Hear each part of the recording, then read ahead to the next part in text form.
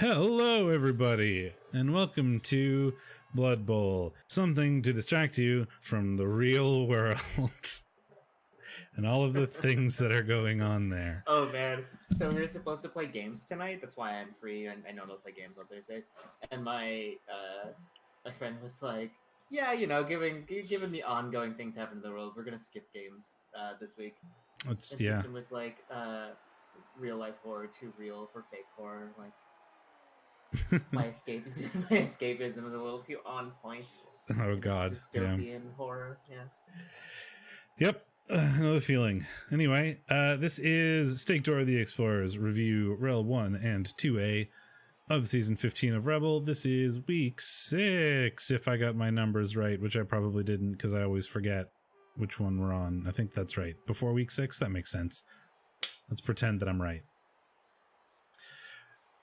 We had a couple of contenders for games, but we eventually settled on one, and we're just going to try to stick with the same pattern.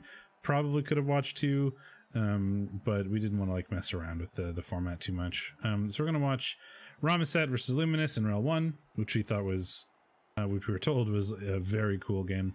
The other option was Superfed and B-Dog, because we thought that would be interesting as well, but I'd be very surprised if we don't watch a Superfed game at some point during the season.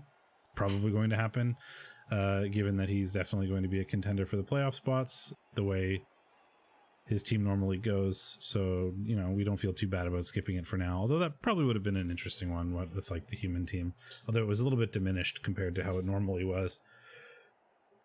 Yeah, it's just like, you know, when people are like, there's a spicy human rat game and there's a spicy vampire elf game. Yeah.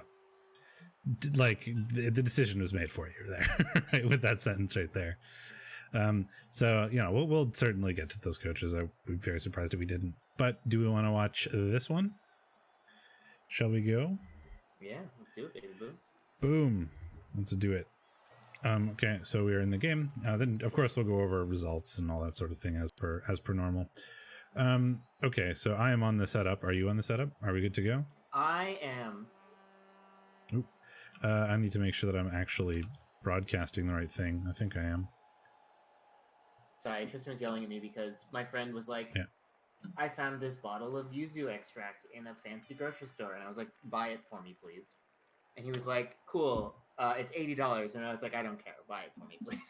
So Tristan's like, okay. You just committed us to buying $80 worth of fruit juice.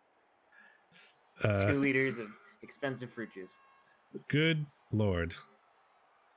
I mean, I bought a power supply yesterday and a CPU fan. My like 5-year-old CPU cooler fan that was like a $2 cheapo fan in my media PC finally died on me.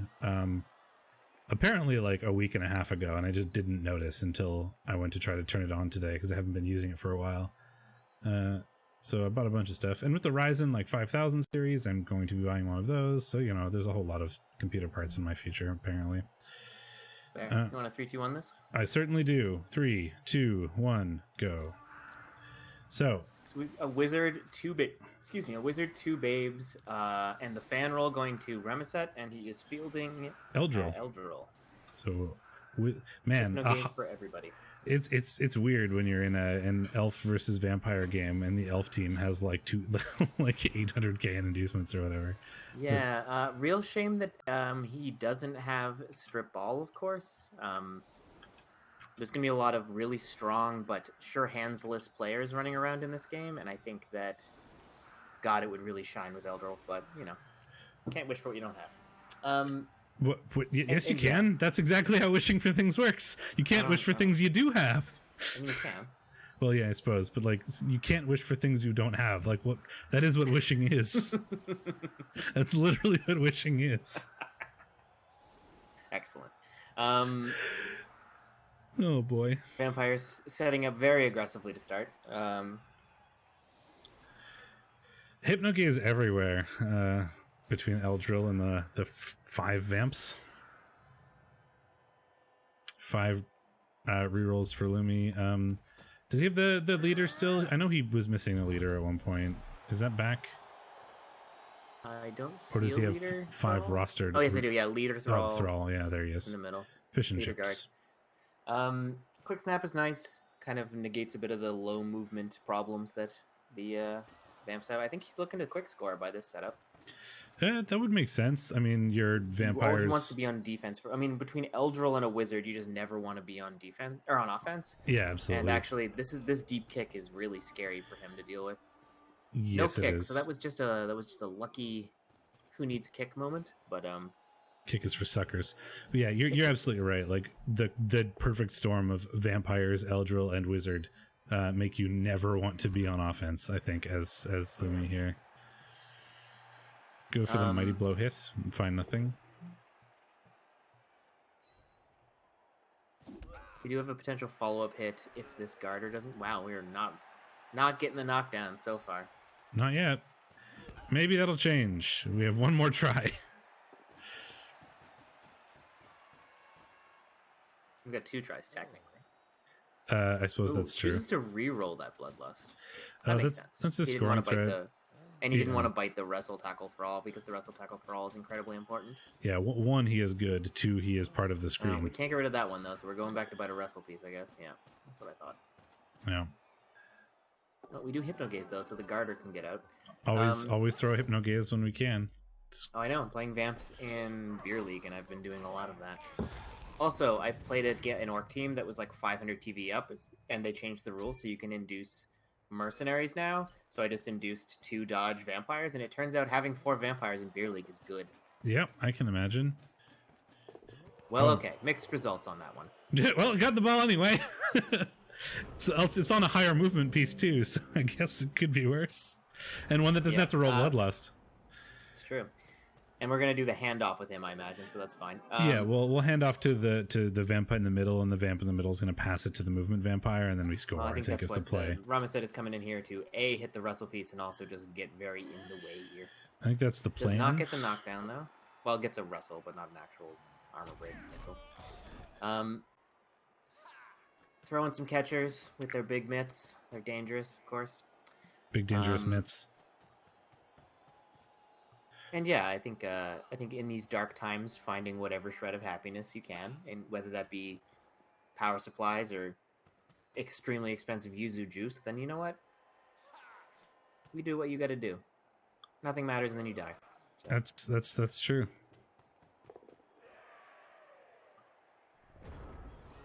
Lighthearted entertainment. Man, did you know that mini ITX motherboards are really expensive? Because I didn't until I started this project. I don't know what that is. So very small form factor motherboards. I mean, that makes sense, I guess, because you have to cram more things into a smaller, tinier space. Yeah, and they're also a lot less purchased, so there just isn't the volume or he has to bite the wrestle tackle there. Again, mighty blow guy here. That's unfortunate. Yeah. Now KO doesn't have any babes, so this could be scary. 2 bites into 2 KOs is unfortunate. It's not a good start. Having a good time, Yayo.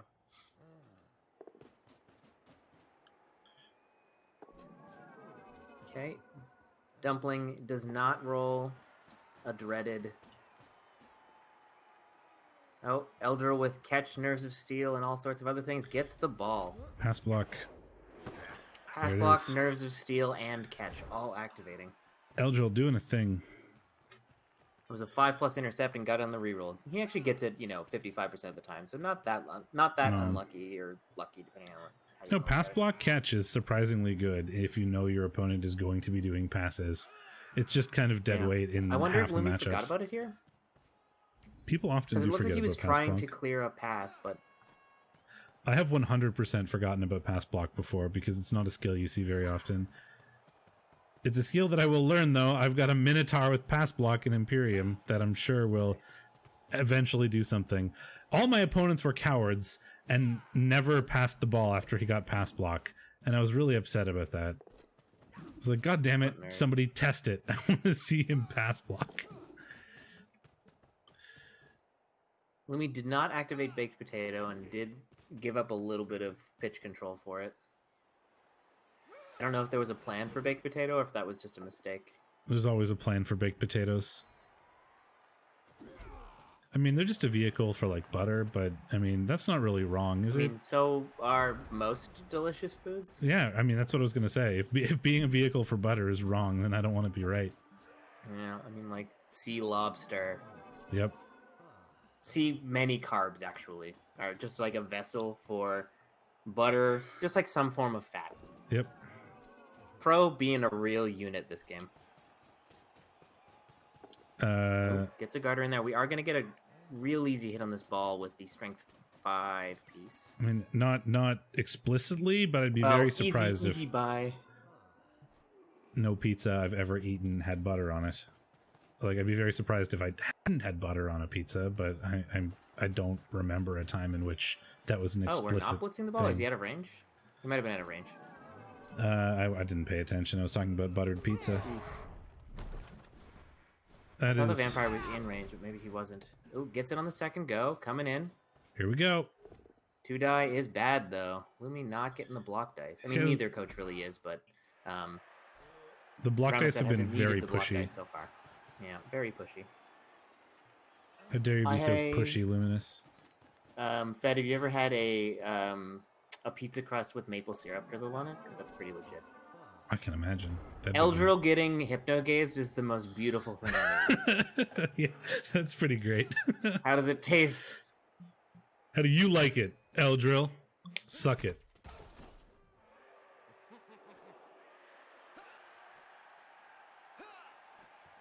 So are we in scoring range, is my question? With the elf, is he a catcher? Yeah. 1, 2, 3, 4, 5. We are, 6, yeah. 7, 8. Yep, he's an elf. He's a catcher, so he's been Double GFI range. Eldril almost failed the first dodge, so he had to reroll it. Get the Failed the hypno, hypno. so... Well, the hypno didn't matter. No. Bonk. I feel like if I was going to play elves, high elves would be a team that I'd be willing to give a shot. It's because you were a greedy bastard. I think I'm going to play Dark Elves. That's very true. Sends it off to a Lino to score. Fewer GFIs, maybe? No, it's exactly the same dice, just an opportunity to level a Lino. Sweet Savory is And I guess great. if you failed, the ball was slightly more in your control as well.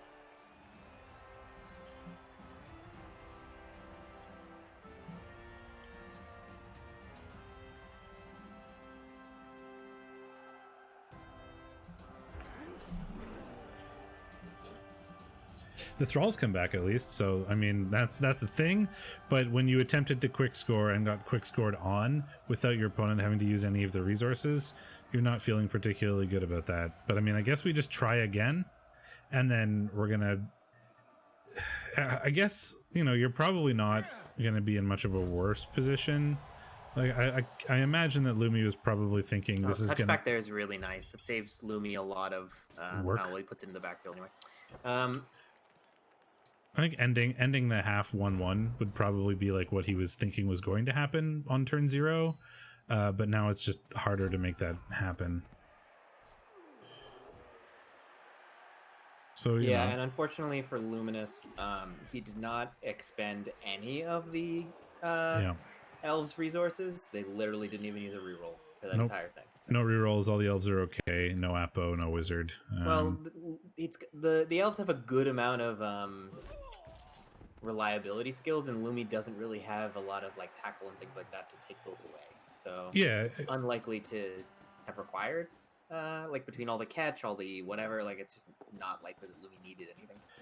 Yeah. That the Ram No, it's very unlikely that they would actually have to burn anything, but that's often how you end up feeling that you need to play in these type of matches. Like when your opponents have so much stuff, you feel like you kind of, if they have everything, you're not going to be able to stop them, or they're going to be able to stop you. So your goal is to get rid of their stuff, whether that be player count, just through injuries or through rerolls or inducements or whatever. I often feel like that playing Nurgle, but that's, maybe a specific Nurgle problem. Yeah. Where you're like aiming to try and use their resources.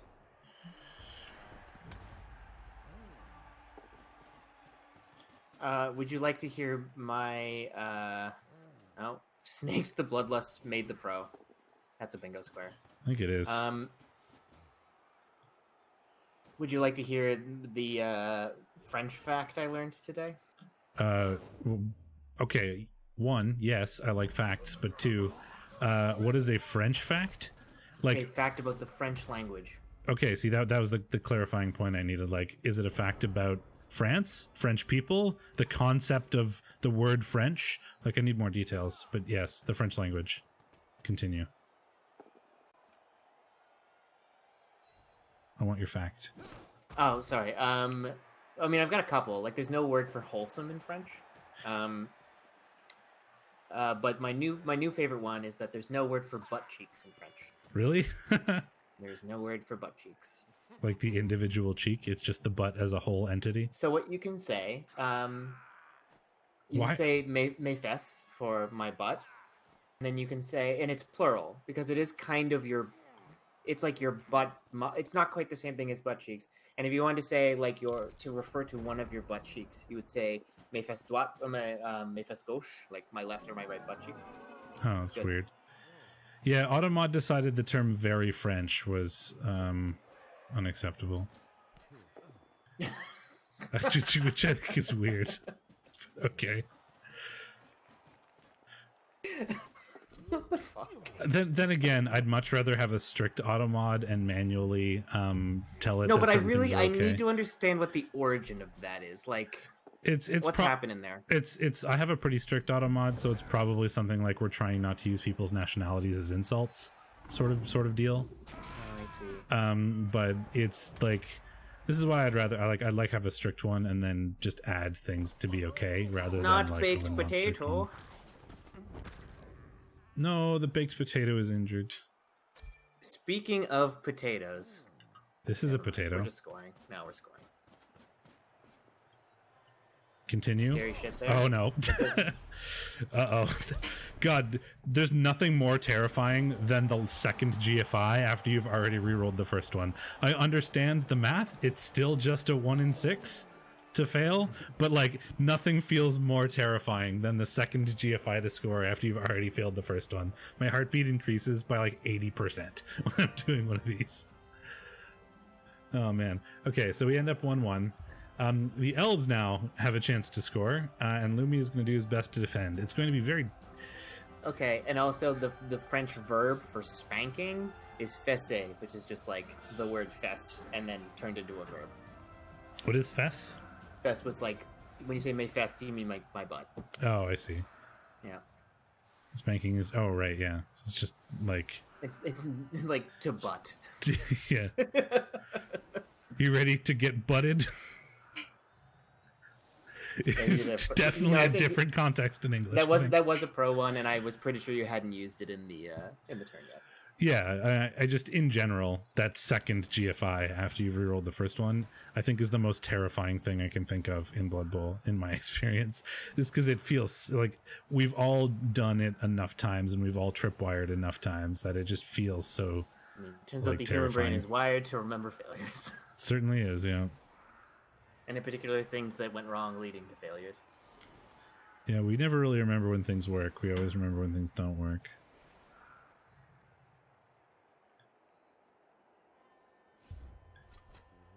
That's oddly specific that there's no word for butt cheeks, but I do enjoy that. Yeah, I honestly haven't been watching a lot of live streams lately because Twitch's Me either. Ad strategy has gotten so aggressive that I find it kind of unbearable. But Same. But unfortunately, I can't really do anything about it. I mean, I could run mid-roll ads to turn off mid-roll ads, but that's going to interrupt the show as well. And what is the point? yeah, no, I know. It's not the content creator's fault, and also they have no choice in this. So No, and I just mean like theoretically there is something I can do about it, but I don't think it's something that's worth doing. it's just you take manual control, but you still have to do it, or else Twitch gets mad at you. Pretty much, like, so that you can. I have a little timer that is currently at 0, that is just telling me how much like ad-free time I have left, basically. So like for every, if I run 30 seconds of like ads manually by saying please run ads, they turn them off for a while, and there's like a timer that you can like manipulate that way. But then I'd still have to sit here and be like, okay, everybody, I'm gonna run ads for a while, like in the middle of our show, and what's the point of doing that?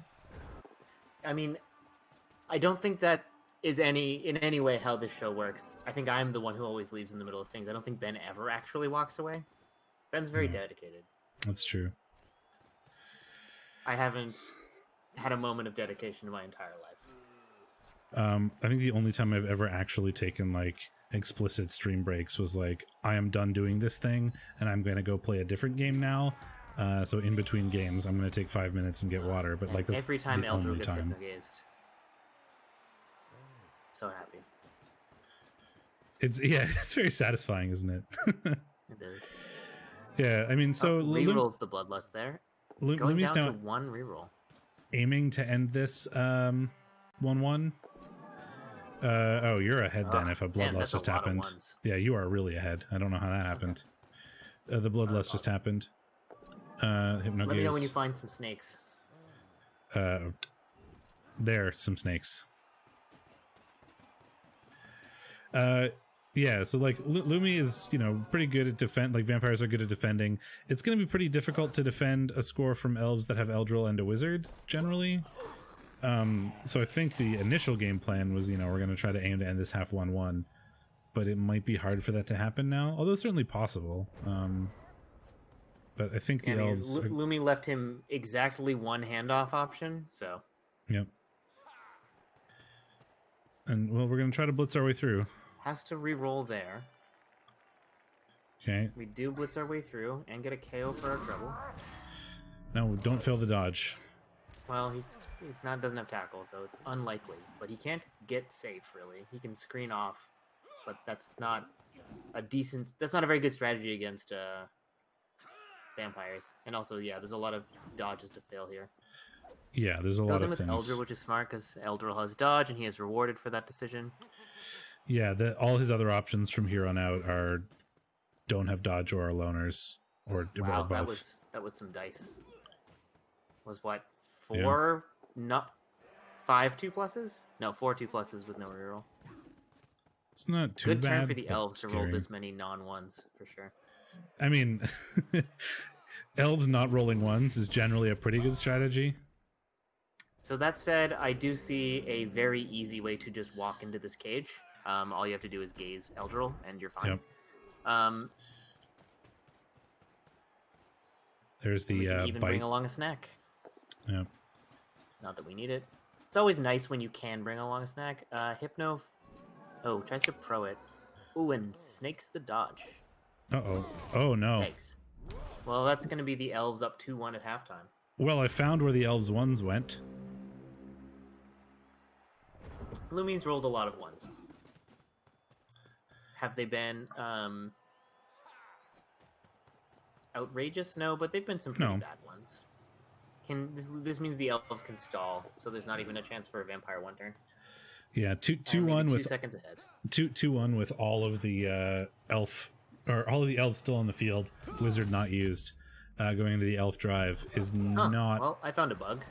Feeling good for the. If you pause as an animation vampires. Starts, the game crashes or the game freezes. I should say. That happens. I've had that. I'll be back. Oh, do you want me to pause while you get back? Oh no, actually, hitting escape on the menu fixed it, so we're good. Okay, well you're ahead again. The blitz again. just finished. I don't think so. The blitz just finished. Eldril just dodged. Yeah, Eldril has not dodged on my screen yet. Okay, good. Because I was frozen that entire time. That is good. Eldril has used dodge successfully, I think 3 or 4 times this game so far. It's been a real... Yeah, he's rolled a lot of 1s, but they've all... the second roll has been not 1s. There's 2 1s in a row, though. So can the vampires do anything about this? And I think the answer is no, right? They probably just aim to get Mighty Blow hits. Or like Mighty Blow hit, I guess. Which doesn't result in No, they do have a knockdown. potential hit on the ball if they can get rid of all of the... If they can hypno the Agi wrestle piece, there is a potential for a hit on the ball from Dumpling. Oh, yeah, there is. If you come in that side. Yep, here we go. Oh, he's just going to hit Eldril? No. He could have, but it would have been a not easy dodge. You would have had to... Yeah, the problem is that I think that the Wrestle Lino's body is still physically in the way. It is, yeah. From Otherwise, you could go around, but you know. Yeah, and you could have like dodged into 2 tackle zones to hit the ball, but then it would be dodging into 2 tackle zones and then doing a uphill because it's an uphill on a blodger. So yeah, you weren't going to be able to get a 1 die. So and the vampire calmly walks off the pitch, ending the turn. Is it a bit framey? That's interesting. Oh, it is. Yeah, you are dropping frames. I thought it was me, but you're pretty low on the frame rate there. That is strange. It shouldn't be because it was before, and I thought I fixed this. It looks pretty janky to me. That's really awkward. Huh.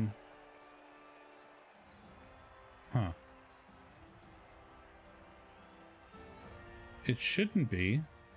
Okay, if you're not showing any drop frames, it might just be that my computer is struggling. I'm not showing drop frames. And my CPU is only at like 30%, so it's not like the encoding is going to be a problem. You have a real computer, so. Twitch has been kind of weird for me lately. Oh, the other thing is OBS updated, and it has been doing some weird things for me lately. You mean other than crashing an hour and a half into broadcasts like clockwork? Yeah, pretty much.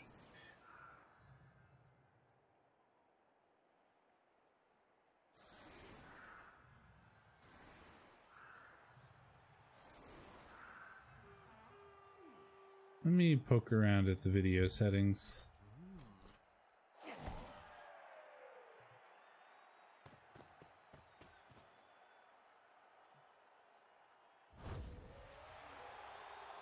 Blitz.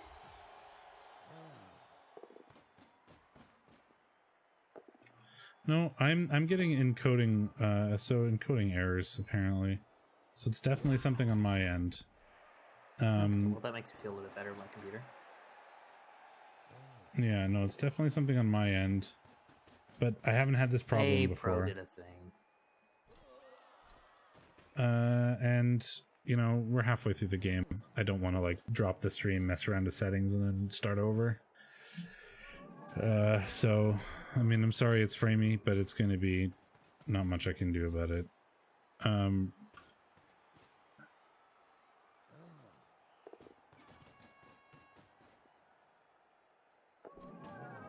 Or maybe it's a Blood Bowl thing? Because when I have Blood Bowl as my focused window, it has problems. When Blood Bowl is not my focused window, it doesn't have problems. So that is one of the strangest Twitch things I've ever seen. Which is why it looked fine to me, is because when I'm looking at it, it's okay. Because I tab out to look at OBS and everything is fine. While I'm tabbed in, it is strange. Oh, maybe it's the GPU then. So I could change my GPU encoding settings probably. Okay.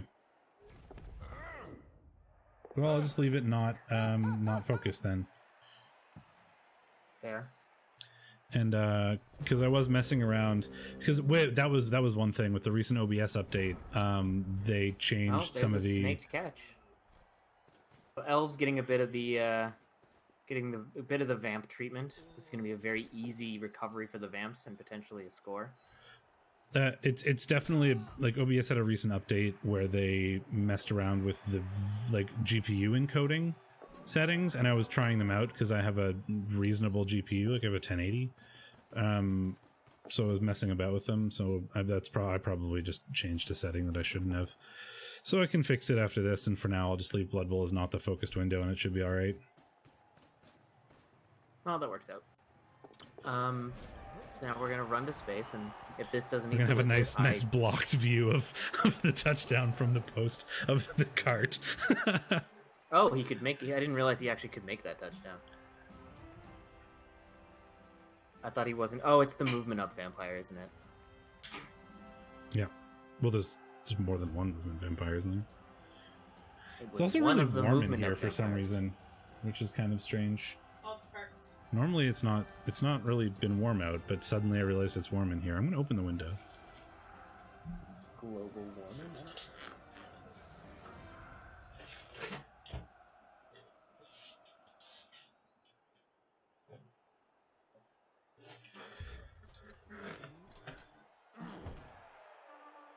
Yeah, Blood Bowl is being framey now while I don't have it focused. Damn, Blood Bowl is quite a thing. All right, let me fix the camera a bit, and then I'll Yeah, I tab have a back movement out. up vampire on my beer league team, and he is the MVP when it comes to always scoring every single touchdown.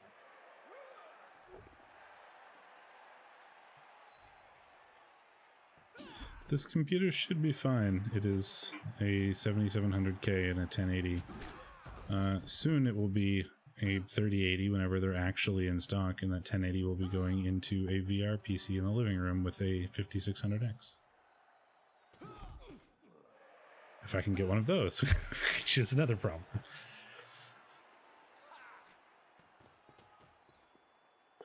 You know, I wouldn't pin my hopes on that, Chaos Evolution. Okay, so... I mean, it's probably going to be better optimized than Blood Bowl 2, right? Right? Like, surely optimization has gotten easier in the past 15 years? 10 years? Whatever? I mean, Or it maybe depends, I'm I talking out my guess. ass. I really have no idea. Well, so Blood Bowl 2 is Python 2, right? And Blood Bowl 3 is, I hope, dear God, not Python 2. In which case it should be a little bit better. Bring away a free surf here. Lumi takes him up on it. Gets a KO for it. Well, I think Lumi can tell you more about that than I could. I think it's like I think it's the network stuff that's done I that think way. Lumi could tell you more than possibly anyone. I think it's the networking Outside stuff of the that's done with developer who Python. originally wrote the game. The developers. Yeah, it's the networking server stuff that is Python. Waffle is, of course, cast. Vampire is really a big fan of the take a penny, leave a penny removal game.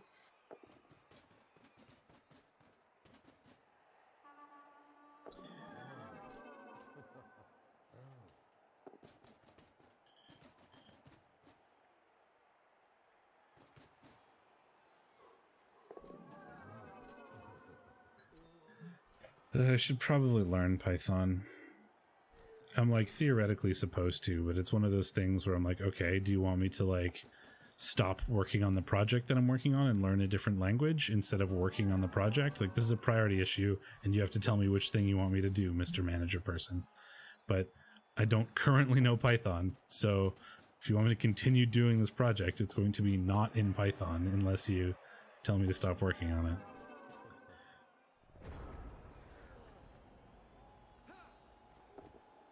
And I don't particularly want to for the things that I use code for, which are, you know, data analysis. It turns out Python is, quote, easy to do it in, but it's also so much slower than just like R for a lot of like, you know, data analysis stuff. And it's just sort of like the hot new thing, so everybody wants people to use it.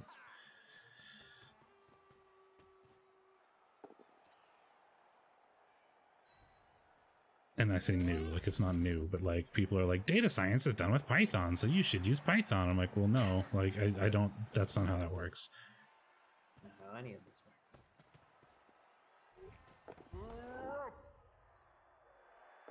works. Yeah, okay. and it turns out I don't think have that's what he was trying to do, you know? things on the order of several billion rows, which turns out is, I mean, if not big data, pretty damn close to it.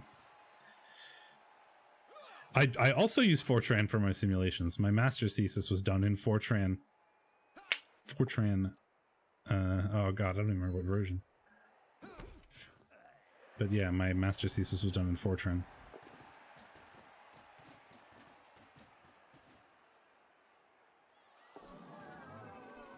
One, because I it's realized I've won my last 10 Blood Bowl games and I'm starting to sweat profusely. very fast at numerical calculations, and two, has a fairly robust random number generation. Anyway, I he actually tossed pay it onto attention the to the game. hypno-gazed player. Yeah, and Oh, that's what happened there. Wow, that is incredibly lucky. He got the right scatter and the catch. Not that the catch is hard from a player with catch, but... no, but yeah, there's a dub skull. Yeah, I should focus on the game for a minute instead of Yeah, we did kind of get a little distracted on this spicy game. I got very distracted. I'm so easy to distract. God, it's a Field goal was problem. there is a problem. can potentially get next to the guard guy. Yeah, you're gonna have to do it. Well, doesn't fail the GFI or the dodge, so that's good.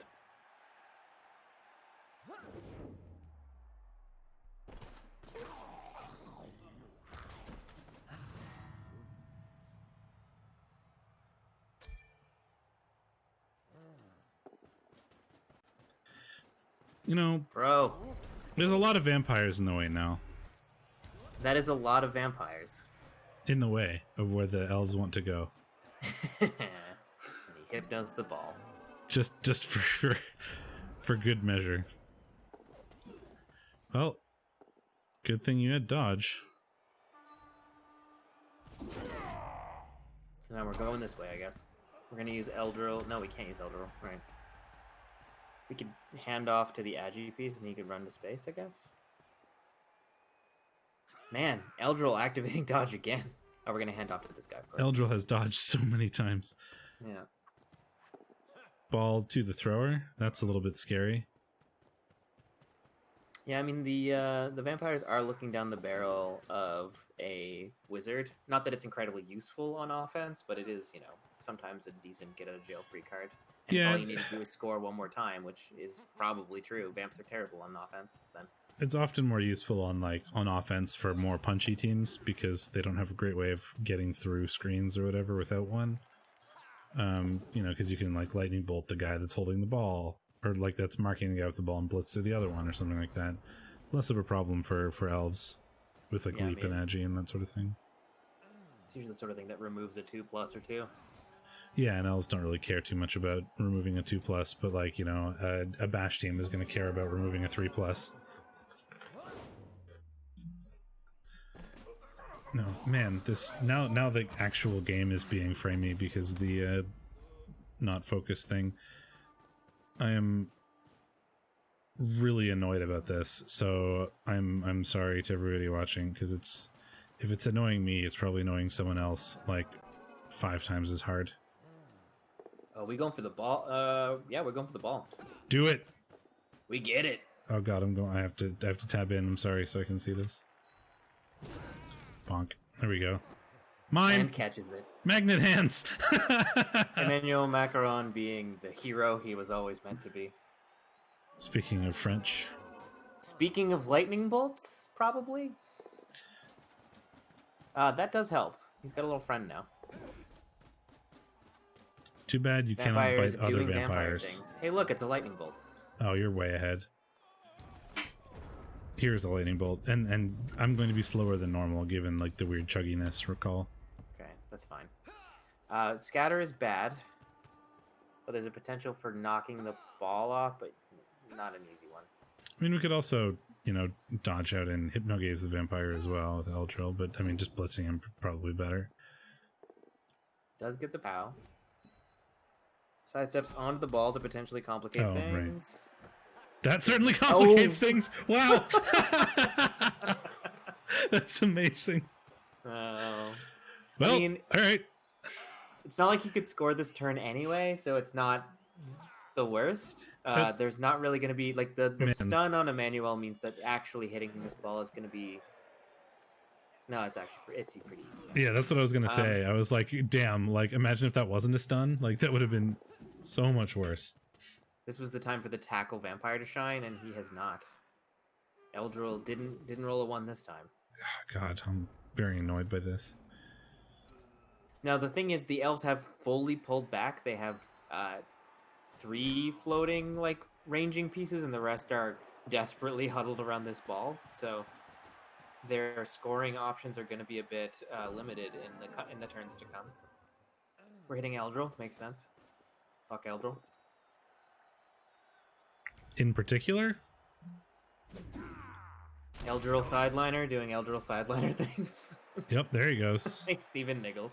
I wonder how many times Eldril has been niggled. God, okay. This is driving me insane. Sorry, buddy. Oh, that gets Borscht 2 SPP from level. It's exciting. Lumi must be pleased.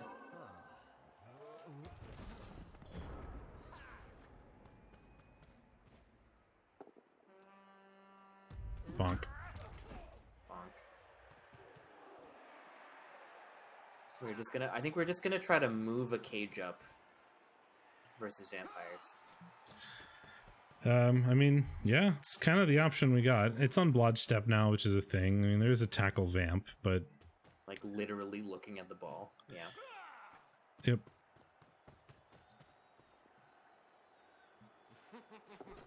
There are lots of vampires left, so this is going to be a bit of a crapshoot. I like how the vampires do like a sweet breakdance move when they stop someone from dodging. Ooh, that was a snake. Into an armor break. Yeah, that's a big one. The vamps do like a sweet breakdance move when they stop someone's dodge. It's pretty cool. Vampires are cool.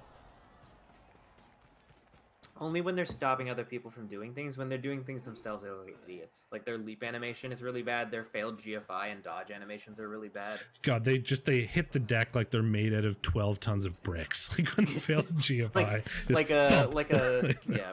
They fall so fast. Just the most dramatic soccer player slide.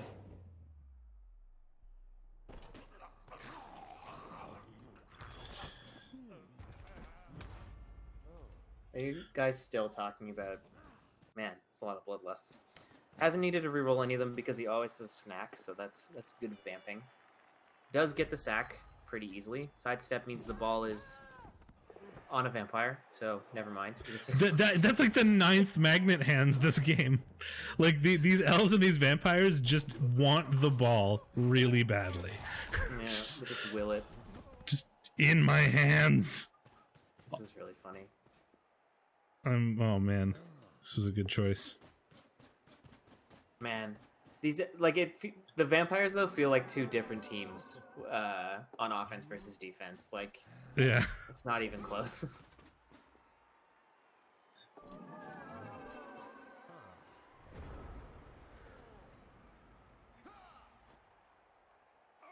So we're looking at a 2-die there. Doesn't get the ball done, but has the reroll. Reroll gets it. Ball goes down into the hands of the vampire. Into the hands of the vampire. What is this? Gets another cow. There's no vampire to catch this one. Elf's gonna catch it though. Oh no, we've learned we're not following this time. We're making sure that nobody can catch it. That's something I've learned on my rats the hard way for sure.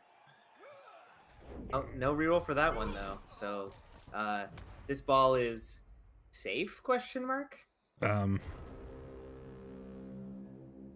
am, of course, kidding. It's a 3+ with a built-in reroll for hitting the ball with the 2-die into a surf.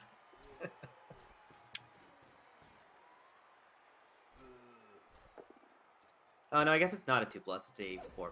Yeah. Or 3+, I mean, it's a 4+. There's 2 tackle zones. Yeah. But you could always hypno-gaze one. There's no reason not to. Which we're probably going to try to do, so that there's just no dodge involved. We do. Now there's no dodge involved, and a surf. Here we go. Nope, double pow. Well, that solves the problem, I guess. Gets a stun. Oh, ball goes out, so... In the hands of the vamp! Oh, no. Other vamp? Nope, too far. The vamp's a little... Or that scatter's a little scary. You do have the plus movement vampire who does... Nope, fails the pickup. Gets it the second time, that's fine. I just like how the vamps are so good at catching it when they sack someone, but they're so bad at picking it up off the floor. Oh, we're yeeting it. Oh no, we ain't eating it. We tried to yeet it, and instead we didn't. It has not been yoked. Is that the past tense of yeet? I think that's abundantly clear. You know, he should have gone for the Kobe. You know, it's yeet for power, Kobe for accuracy, and he clearly needed the accuracy there instead of the power. It's not like it was a far pass. I mean, a 2 would have been good enough as well, probably. Yeah, just to get it away. We are doing a cute little chain push play to get the strength piece into scoring range. You hear that, Ramazet? Your plays are cute. Did you just call Ramazet cute? I called Ramazet's plays cute. I wonder if he's single. His plays, of course. I don't wonder if he's single. Sorry. That's unnecessary shade. We got the ball. Fails the GFI. Oh, there it is. Good job. Well done. I'm sorry, Rema. That was fun. Yep. And Lumi can't reach it, and we tied the game because we failed the GFI. Like, okay, sure, whatever. Yeah, this game had its ups and downs. Yep. Oh man. Yeah, this was a good choice. It was a good choice. I had fun. Oop. I mean, we didn't see your game, so strictly speaking, we don't know that. Are you trying to get this ball, Lumi? Yes, of course he is. If there's a way to do it, Lumi will have seen it, and he's going to try. Oh, he failed. Oh, well, he's got 1 and 9 to dodge. Is what he's gonna do. Yep. It would have been like a 6+ pass into a 4+ catch. Lumi does not give up. I have seen Lumi like stream his own games where he'd have like 2 players on the field, both on the floor, and be like, I could still score here. All right. And act like he's happy about that. I think we've done enough Lumi fanboying for the night. Yeah. All right. Let's exit that, and we can stop this annoying chugging problem that I keep having. Go away, Blood Bowl. I mean, that game was fascinating, though. It really was. I had a good time. Thank you, guys. I'm glad that we stopped talking about bullshit for that last couple of those last few turns, because they were a ride. Dear Lord, were they ever? Okay, so Ordinary Elves versus Ragedorf. I think I predicted Ragedorf just sort of out of some sort of Unseen Walker fandom, and it didn't pan out for me this time. Yeah, that's fair. He didn't die though, which is new. Normally his whole team just dies, and it didn't, which is, you know, a new development in the Unseen Walker saga. 42 blocks, 19 armor breaks, got 5 KOs and 2 Cas on the elves. Both of them are loners. So it didn't really matter too much. You kind of want more than that, frankly, when the elves are you're aiming to get through the like squadron of linemen in order to get at the players who are actually doing anything useful. You'd kind of like to get further than that, but given we didn't, it's not terribly surprising that it was 2-1. Like 2-1 from this elf team versus a dwarf team is probably exactly what you would predict, like 85% of the time, because, you know, the wood elves, they've got a couple really good players. They get a bunch of inducements, and you know, the elves are, you know, they use their inducements to get that second touchdown, and the dwarves are just too slow to make a second one of their own. Yeah, I was talking about this in the admin chat and the rookie Discord today, where like I think the idea of elves being countered by dwarves as being a bit overblown. Oh, absolutely. Elves are not really countered by dwarves. But they've got tackle, and it negates a lot of their dodge, and like that is, I mean, it does make some of the gameplay harder for elves in terms of the like, if you're doing like an elf screen dodge away kind of game. But this a lot elf of the team time has at high 4 TVs, dodge, like that doesn't. And also in high TVs, that's just like not as much what happens.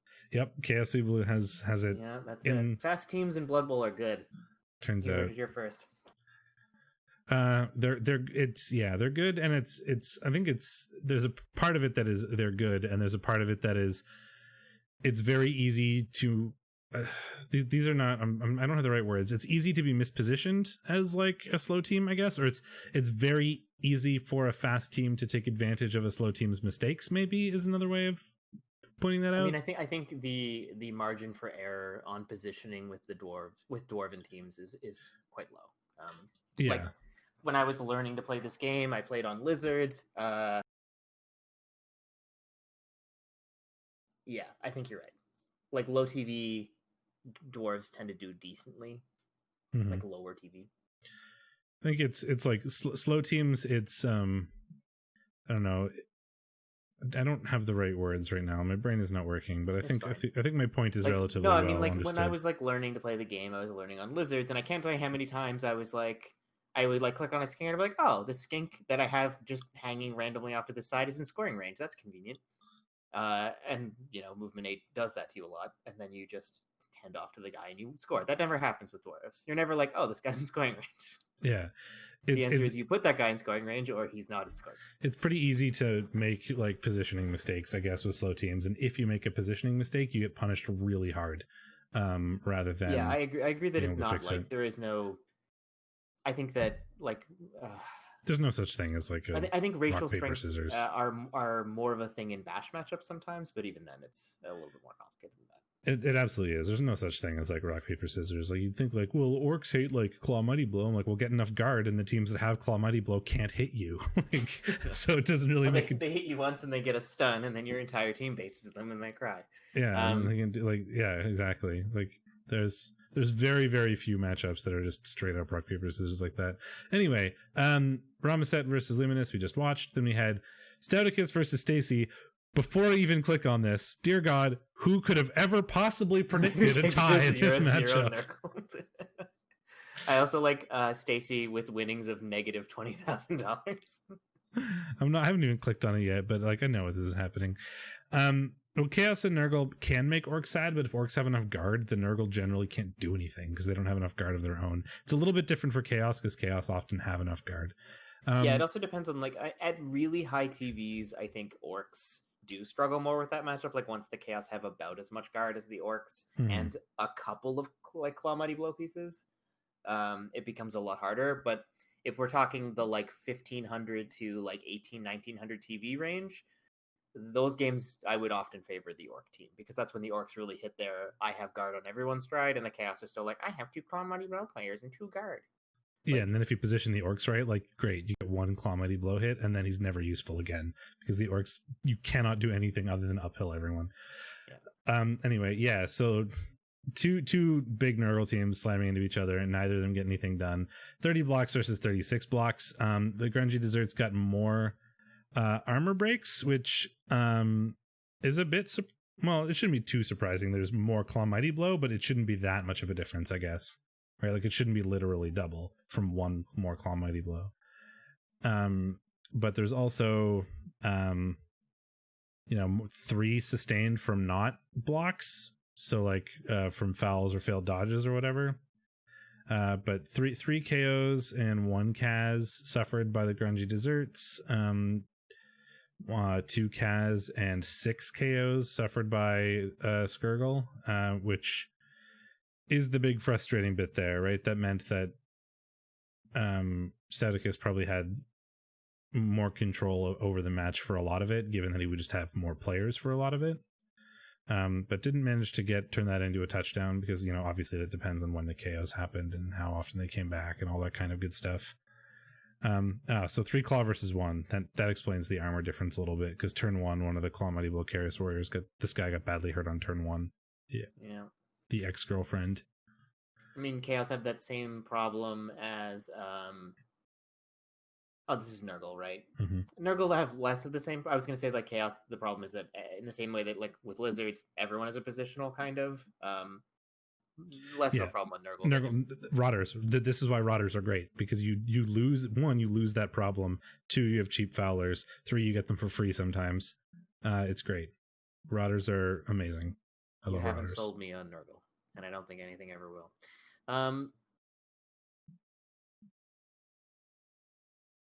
Yeah, I mean, this is exactly how I expected. I think when we were calling that, I'm like, this is a tie, and I almost refused to call it any other way. But I'm surprised it wasn't 1-1 rather than 0-0. But I mean, either way, like it's a tie. And I'm not terribly surprised by the fact that it was a tie. How did I do this week? I didn't actually check. Really well.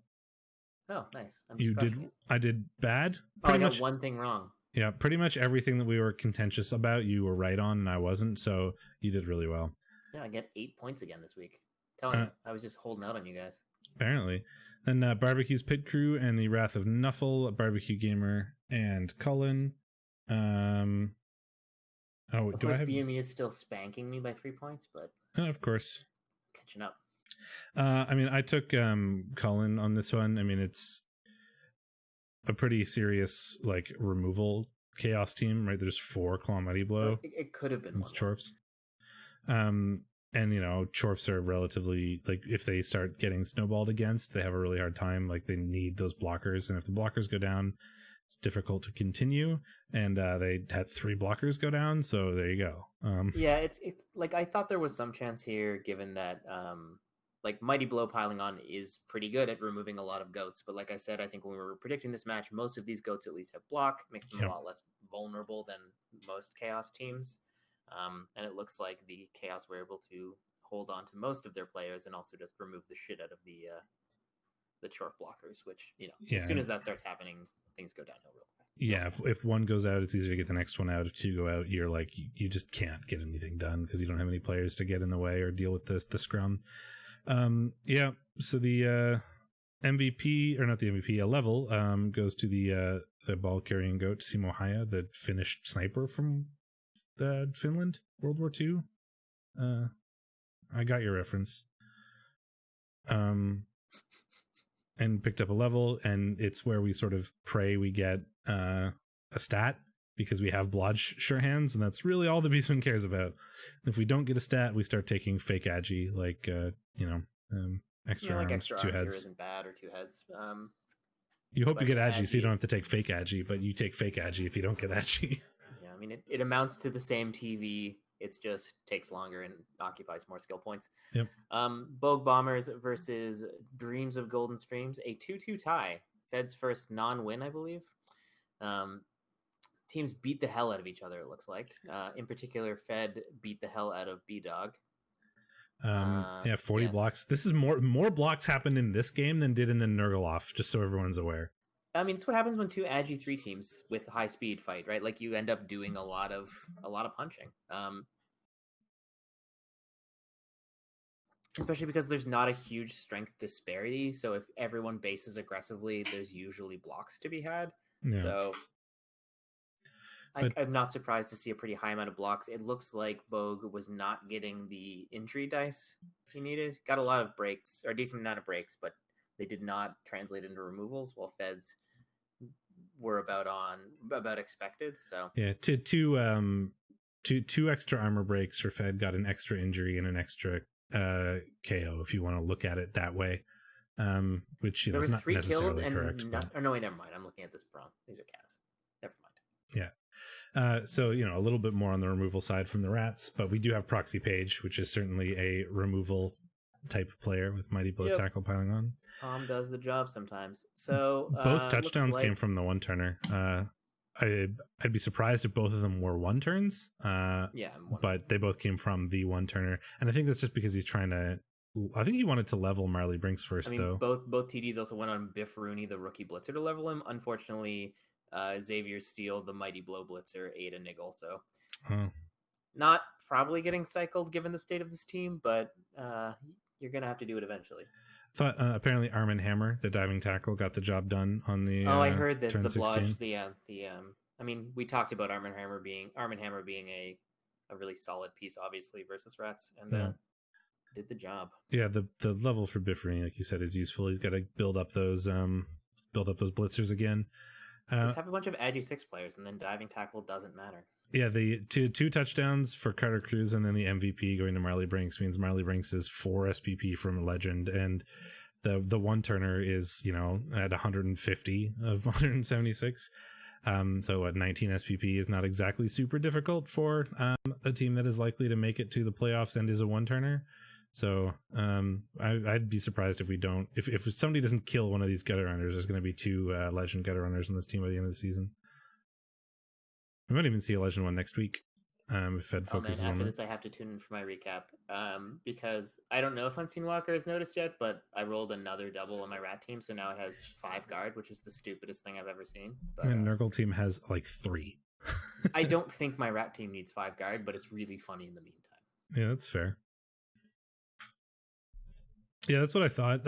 I'm surprised that both touchdowns came. That's why I was surprised that both touchdowns came on the one turner, because we talked about last week how Superfed wanted to level this gutter runner and get kick.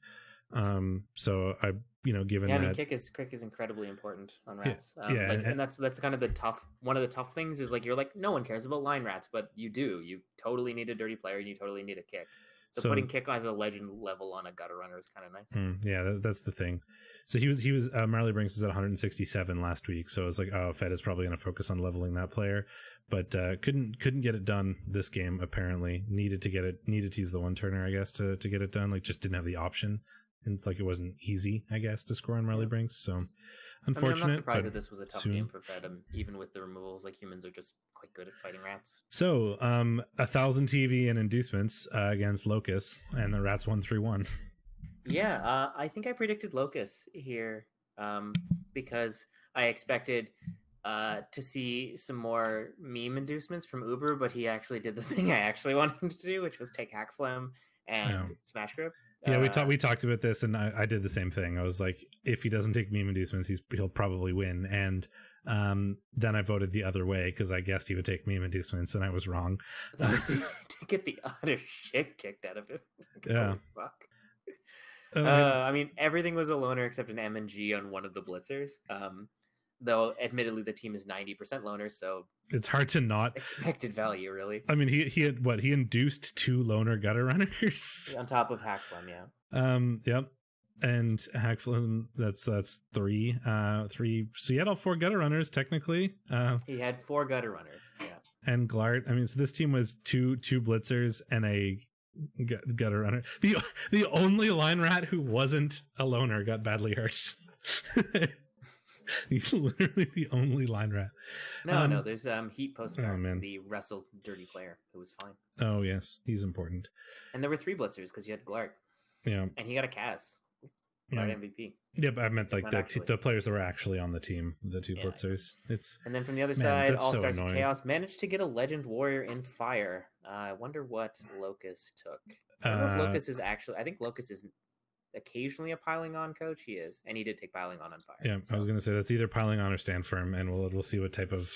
He's already got Ice Baby Hammer Time, so. But Ice Baby Hammer Time at least had jump up, so I found that less problematic. But yeah, I mean, I still think piling on is fine on Chaos Warriors. I don't like it on Nurgle Warriors because I think that one movement makes a huge difference. But yeah, it's just like a style thing. Like, do you want to aim for more removals or more, in the wayness?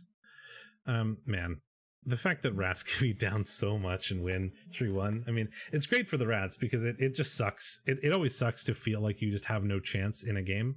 That's just not fun to play. So the fact that rats are a team where like being down so much, you still have a really good chance to win is something that I can see appealing to a lot of people. But that just feels weird to me because I'm a strange person with strange opinions. So I guess that's probably fine.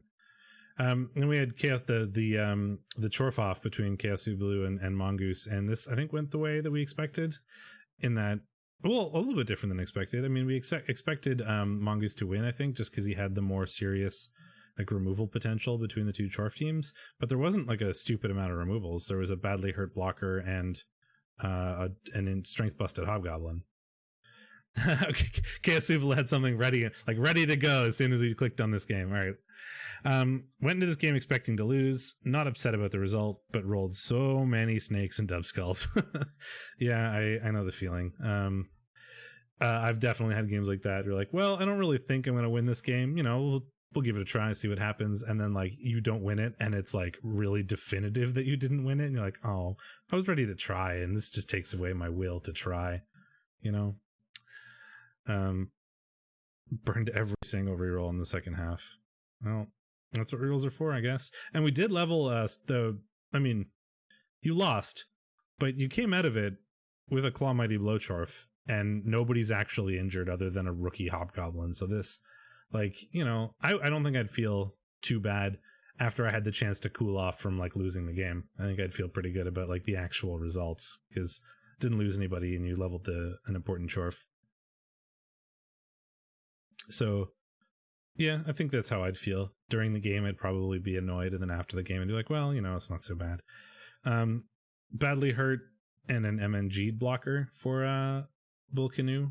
So we're going to be down one blocker for the next game. At least it's only a rookie one, but depending on the matchup, that's still significant. Yeah, and it's another game where you can't level one of your 2 rookies that you're desperately trying to get developed. So yeah. Yeah, every reroll in the second half was used on a dub skull is for Chaos Evil. Shall we predict week 6? Well, first we should look at the leaderboard, I think. Fine. Fed's winning. Whatever. Move on.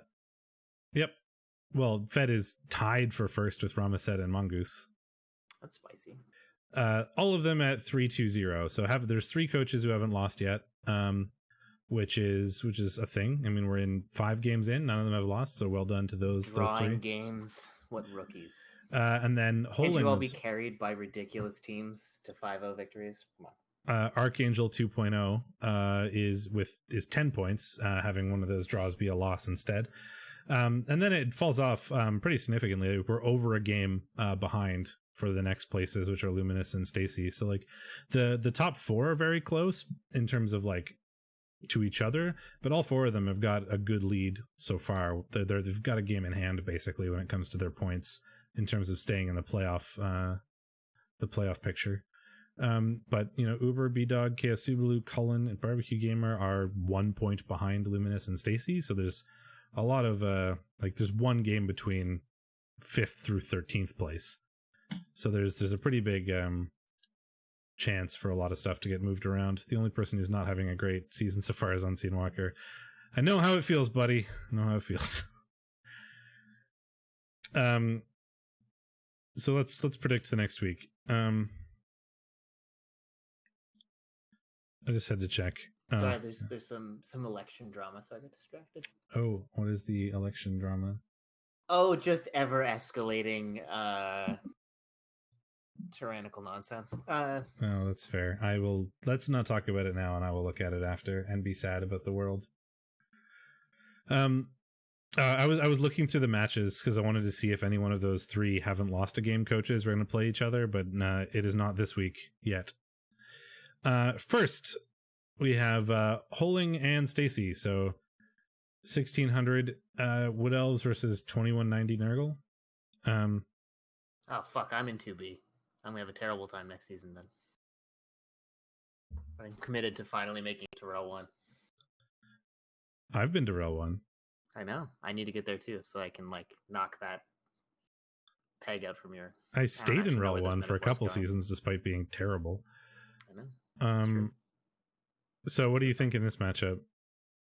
I think that Wood Elves with 700k are in a pretty good spot against Nurgle. Generally, I agree. Nurgle don't really like speedy things. The Elves have that. There's a lot of guard stand firm on this team, though, which is pretty useful for the offensive portion. But it turns out all the Elves really need to do is stop your offensive portion once with some combination of Eldril and Wizard. And then they win 2-1. Yeah, and I mean, there's no piling on. There's only one tackle mighty blow, and it's a movement 4 piece. Like, there's just not going to be a lot of reliable mighty blow hits outside of like smacking a random loner. Yep. The tree is a bit of a liability. You do have you have a lack of tackle. Yes, I think your team is not very well suited for killing elf teams. It does have a nice sure hands ball carry with pseudo agi, but I don't think that's going to be enough to carry you here. I think this is going to be a hard matchup. And the alphabet row is pretty good. You know, wrestle, tackle, high movement, agi to like get around, you know, some quick score elf nonsense. If they try to like screen off, you can potentially run around, dodge through like sack balls and stuff. But then how do you recover it? How do you keep the ball safe after you recover it against Eldril and the Wizard? It's not like super challenging for elves to keep a ball safe from a agi 4 movement 7 piece. Like, it's not. No, I think this is going to be difficult for the Nurgle. I think your out is to play a good clean game with like good positioning and play around the Wizard well, and then also just foul the bejesus out of anything that hits the floor. Like, pretty much. If you start removing options from the elves early, you could force them into a desperate play with their inducements that doesn't pay off, something like that. Kind of what I said before. Your game plan, I think, is going to be all about reducing their resources, right? Aim to go first, probably, and just go on defense first. Yes. Yeah. And do everything you can to remove as many elf resources between try to force them to use the Wizard, try to force them to use the Apo, try to force them to like run out of bench, try to force them to run out of reasonable players because they only have so many. It's all about joke, but I resources. Honestly think fouling loners is 100% the correct choice. I'd probably agree with you. Like, just resources are the name of the game. Like, don't go like red mist fuck positioning, because I think that's how you lose the game instantly. But good clean play that maximizes your hits and potential for damage is going to be a good strat. Okay, and then we have Lumi and Cullen, 2200 vamps versus 1820 after cash spent chaos. Just 2 seconds. Time for the mid roll.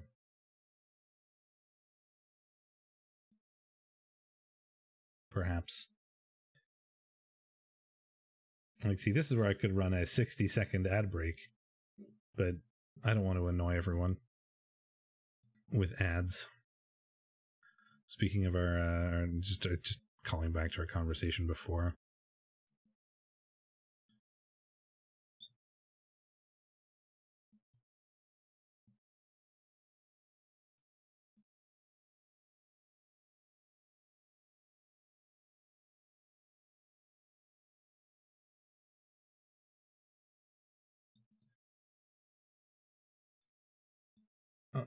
We'll wait for him to come back.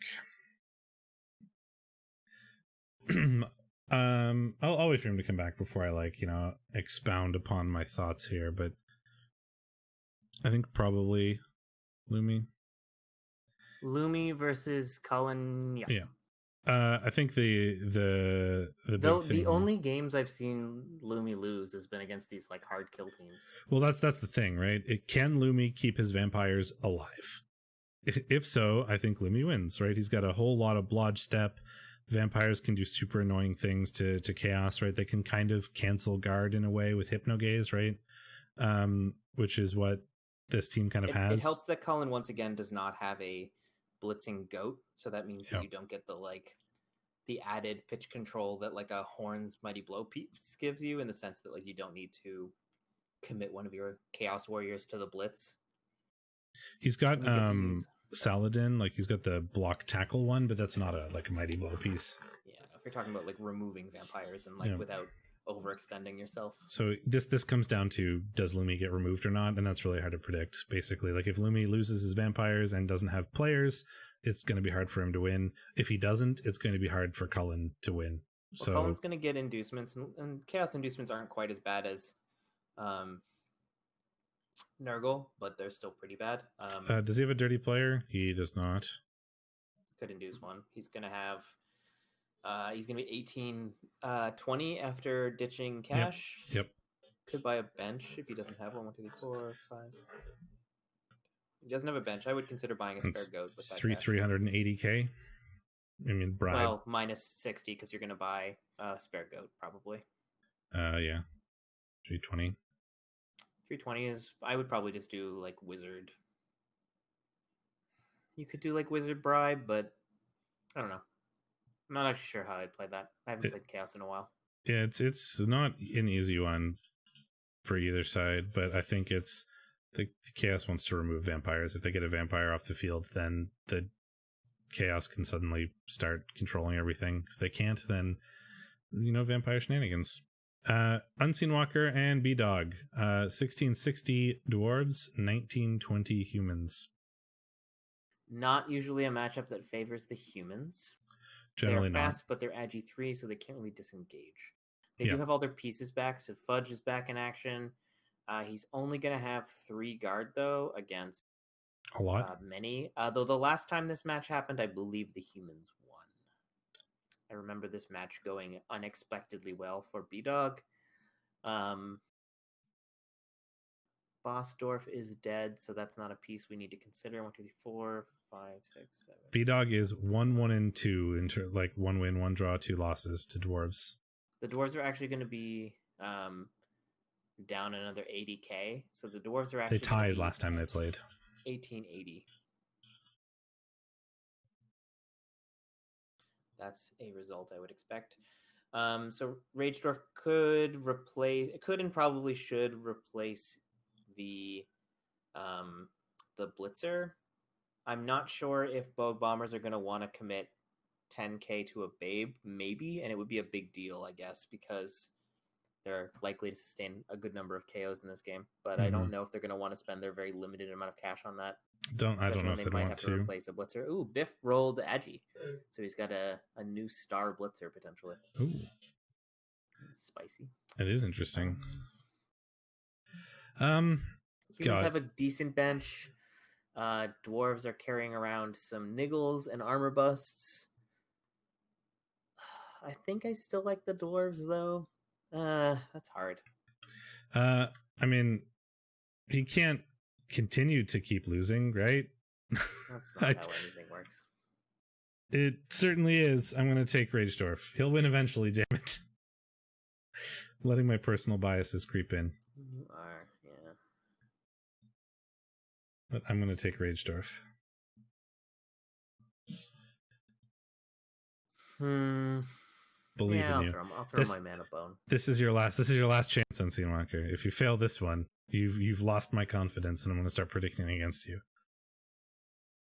This is the last one. Last time. This is the last time you get it. Rama versus Chaos and Rama has a billion inducements. I think Rama set wins. Yep. I mean, there's a bit more tackle, and just like there is the like claw, mighty blow, tackle, horns, blitzer piece. It's true that we have been underselling Locus on the Agi matchups, and Vig Ghoul Pusher has been doing a lot of work, but I don't know that I'm wrong. I think that sometimes things happen. You know? He's 2-2-1 against High Elves. With that team. I mean, High Elves do rely a bit on their armor, a little bit at least. But I think that I believe in Rama's ability to get murdered and win. Do I agree with you? I mean, I do. Kat, don't slam your face into the microphone, please. She's rubbing her face on the microphone. I don't know because it's on a delay. I now get to see her kind of saunter onto the table and do that. Yep. There's the tail. Okay, go away. Yeah, I mean, I believe in Ramaset's ability to take Kaz and still win. I don't know. Something about let's have a contentious one here. I'll take Locus. Ooh, spicy. Grungy Desserts and Bull Canoe. 1930 Nurgle versus 1870 Chorfs. The Nurgle are down a Mighty Blow Pestigore. Block Pestigore? Not trivial, and the Chorfs are down a blocker, also not trivial. 3 Claw Palm to 2 Claw Mighty Blow. 3 Claw Mighty Blow? No Claw Palm though. Nurgle, yeah, unless you have a Blitzer, you generally don't have it. True. Well, okay, 1, 2, 3 guard, 1, 2, 3, 4 guard, 2 strength 5. So the Chorfs are going to be aggressively outmuscled because they're exactly the same guard, but significantly lower strength. They're gonna 12 players versus Fast Legs is gonna be something to look out for because he's obviously very good at hunting down Jelly Roll Mai. I'm gonna go with Grungy Desserts. I mean, I generally like the bigger Nurgle in this type of matchup, but like they have like you said, they have similar numbers of Claw Mighty Blow, although the Chaos Dwarves have the piling on as well. But the Chaos Dwarves are a bit out, have similar amounts of guard, and they're a bit out strength. Plus, there's a bigger bench for the Nurgle, which I think so they're more likely to foul those pile-ons. They have more like ablative Rotter armor to get in the way of the important players if they need to. Yeah, I think with the bench, I like the Nurgle as well, unless they get aggressively removed. And like removed on positionals, even if they get removed on Rotters, it's not going to be enough. Chaos Ubaloo gets a second Chorf game in a row. Although Barbecue Gamer is missing 2 blockers for this one, which is kind of a big deal. I mean, it's a Chorf matchup where one Chorf has 6 blockers and the other one has 4. That's I mean, I would also like your odds a lot more in this. You even have a Claw Mighty Blow now, which is very helpful. Yeah, like so there's despite the 2 blockers being out, Barbecue Gamer still has a similar amount of TV, and that's just because the Chorfs are a bit bigger, but the bigness is all grab, stand firm, guard.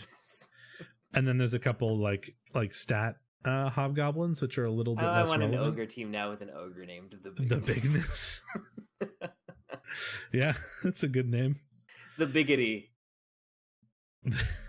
The Biggity Ogre.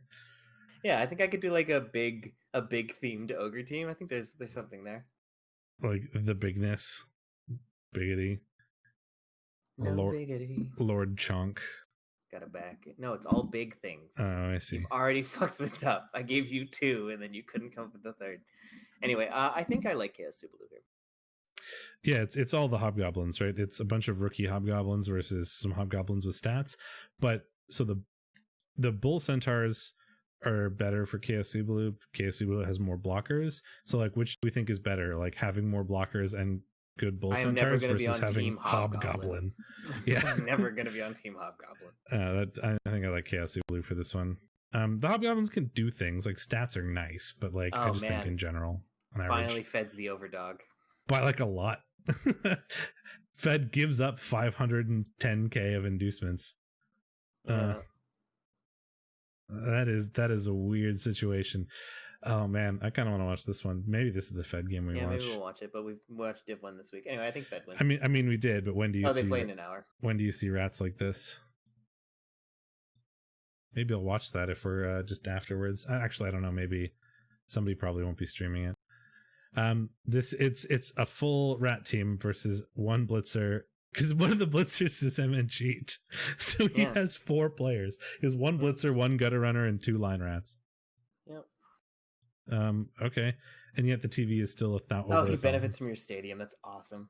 Does he? Oh, he gets the Nuffles altar. Is he at home? Oh, get out scummed. That's so fun. Is he at home?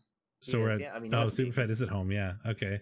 So he gets Superfed Stadium. That's amazing. I mean, you could actually sell it before the game. I don't think that's a great idea when you need to replace some players, but it's a funny one. Oh man, that is hilarious. Like mess with your opponent by selling it right before they send the invite. I mean, yeah. I mean, I just Fed has such a solid core of players that I feel like the induce, like, you know, Glart is not exactly the same as like piling on Mighty Blow Tackle. You know, Hack Phlegm is not exactly the same. Chat. Fed would never give away the game. That's you know, Hack Phlegm and an induced gutter runner is not exactly the same as a natural one turner and like a wrestle tackle strip balls plus strength. I think if there's a game where rat inducements are less good, it's against other rats with the actual pieces. Yeah. I think this is going to be hard for although maybe we'll see Big Rat or something and I'll just aim to slap around the Skaven and I can have a good time watching it. That'll be fun though. Maybe everyone will die. Okay, so that's REL. I'm excited for that. That'll be funny. I like how I'm excited for it because I think it's funny, and other people are probably excited for it because I think it'll be a fun match to watch. I'm like, haha, inducements go brr. It's my attitude to this. I mean, Big Rat would be pretty funny. Div 2. Div 2, first up is Commanders in Grief versus Yield Guard. And the Orcs induced Ugroth Bulgrot, which I think is the first time I've ever seen the Orc Chainsaw. I can't recall a situation in which I have seen the Orc Chainsaw before. Does it look like a goblin? Yeah, they all do. There's only one chainsaw model. What is his model supposed to be, though? I don't actually know. You could probably tell based on his stat line. That's what I'm gonna go look at. He's just an like Max orc. is a chaos warrior. Yeah, he's just a line orc. Max is supposed to be a chaos warrior. He's 5 movement, 3 strength, 3 edgy armor, 9. So he's just an orc. Like he should be an orc with the chainsaw. Well, the orcs anyway. Were down 2 black orcs, and it showed. They kind of got creamed. Yep. That was a big deal. If he had both of those black orcs, I think this would have been a lot easier for Anania. He gave nearly as good as he got. It caused 4 KOs and 2 Kaz. One of the Kaz stuck on a Rotter. The other looks like it regened. And he took 4 Kaz in response. So thankfully all 4 were badly hurt. So he's probably not too sad about this. Obviously you hate to lose, but if you're gonna get Kaz'd on a black orc, blocker, 2 blitzers, and a lino, you're pretty happy to see all of them come up badly hurts. If no apple was used tells me that he was a little okay at least with playing for survival. Playing for survival or playing for a draw or something. If he had all 4 black orcs, I think it would have been significantly different, like just so much more strength and guard. But with only especially because this Nurgle team is a little underdeveloped in that area. Yeah, with only like this is the exact type of orc team that's pretty easy to like claw out of existence because they just can't stop your blocks because they don't have enough strength to do so. And it looks like a Nurgle warrior got a random Kaz too. Like it looks like there was a bit of like a lot of it was Claw Mighty Blow players, but one of them at least was a random Kaz. So. And one was just regular Mighty Blow. That's true. Sadly, Scourge, the claw player in the one matchup where just claw is actually useful, where everybody has armor 9, did not get a Kaz. to put him closer to that level. So Scourge will continue to be Block Claw for like 7 seasons. He's been Block Claw for like 2 seasons now. He's so close, almost there. Just can't quite make it happen. And this is what happens. Cosmic, out, even rolling on Armor 7, you don't get Kazas very often. Cosmic is Legend now. We have a Legend Pestigore. So let's check it with that result. Do we have the level yet? Juggernaut, which makes sense given it's the frenzy Juggernaut piece. is what I would expect to see there. Yeah. Yep. I was just wondering if there's like a spicy stat or something. You could have gone piling on, I guess, but like. And Juggernaut is he already has a piling on Pestigore. I've had basically this exact line before. I had a killer Pestigore with piling on, and then I had one with Juggernaut. Like, it makes it nice to have the option to push Stand Firm into the way, and also you can get more reliable like kills on wrestle pieces and that sort of thing, like more reliable knockdowns. So having both options is nice. If you have both, if you have 2 killer Pestigores, absolutely have both. There's no point in doubling up completely. Then we have Hornstars Chaos versus Abysmal Cuspcer Kodiak Nurgle. I didn't do that sensibly at all. That's fine. The Chaos got aggressively outblocked, but somehow out-removed to the Nurgle, looks like. Rotters. Yeah. Chaos removing 6 players on 15 breaks and 25 blocks. That's not bad. 10 blocks into 6 removals. Yeah. Where the Nurgle were getting a lot less done with their blocks, but it looks like they were able to win the game anyway. Nothing serious. Loner Chaos Beastman mostly taking the damage. Lord Borak the Despoiler existed and seems to have done nothing. He's nice for evening up the like strength disparity. He's a decent Chaos Warrior. Yeah, he's really expensive though. He is. And sometimes people foul with him because he has Dirty Player. And I find he's a bit nicer on Nurgle than on Chaos because he's a Chaos Warrior, and Nurgles don't have Chaos Warrior. They have Nurgle Warriors, and like movement 5 Agi 3 often gives you a few more options sometimes than you would have otherwise. But it helps even up the strength disparity sometimes, but I guess not enough. The ex-wife got MVP. I want to say on the way to Legend, but he's still like 76 SPP away. What would you even take? Grab, probably. I mean, pray for doubles, and if not, you just take grab because you don't have any other skills you could take that are useful, and you don't recycle a Legend. And if you get doubles, you take leap. Yeah, absolutely, leap. Very long legs. Not. You do want to see a very long legs beast. I do now. Never thought of that, but I want to now. Not even get leap. I don't think a very long legs has a. Does it have a visual component? I don't know. Like, does very long legs on a beastman do anything? I don't know. Someone has to. The only players I've ever really paid attention to that had very long legs were, Kislev, who have it naturally. Like, what I really want though is like you get really long legs on a beast of Nurgle. And have you ever seen? He just gets weird legs. Have you ever seen that subreddit, that Garfield horror subreddit? It's like something John.